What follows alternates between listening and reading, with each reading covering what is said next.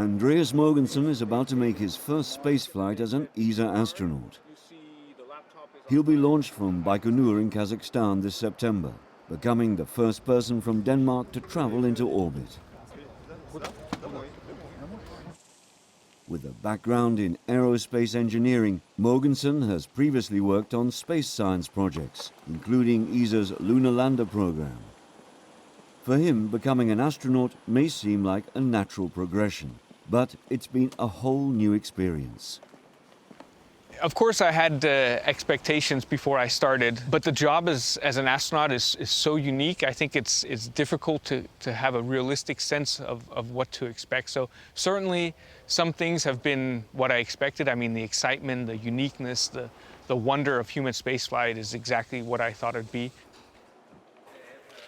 Mogensen was selected for ESA's astronaut corps in 2009.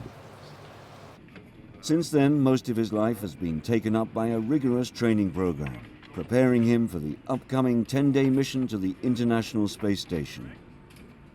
After basic training at the European Astronaut Center in Cologne, Germany, Mogensen has spent many months working across the facilities of the station's international partners.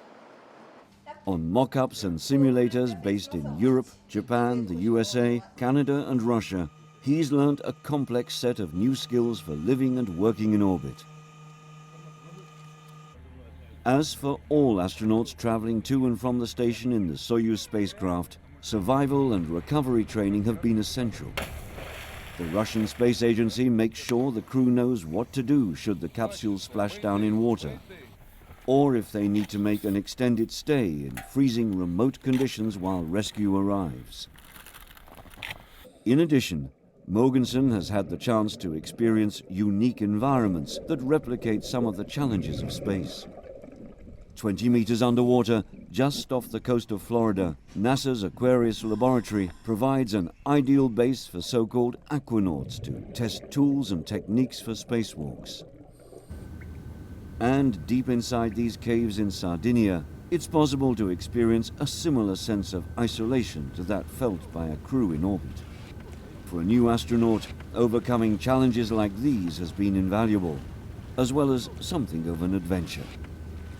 The ESA Caves mission that I was a part of a few years ago, where I spent a week living underneath the ground in a gigantic cave system. The two NASA NEEMO missions that I've been able to participate in. I mean, all these things are fantastic opportunities in and of themselves. So to have them and then to go to space as well is just really it's what makes this job so unique and so fantastic. As a qualified Eurocom, Andreas Mogensen has spent many hours communicating with astronauts on board the ISS from the Columbus Laboratory Control Center in Germany.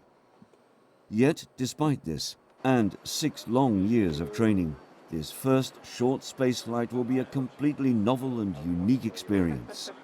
One that will stand him in good stead for his career as an ESA astronaut.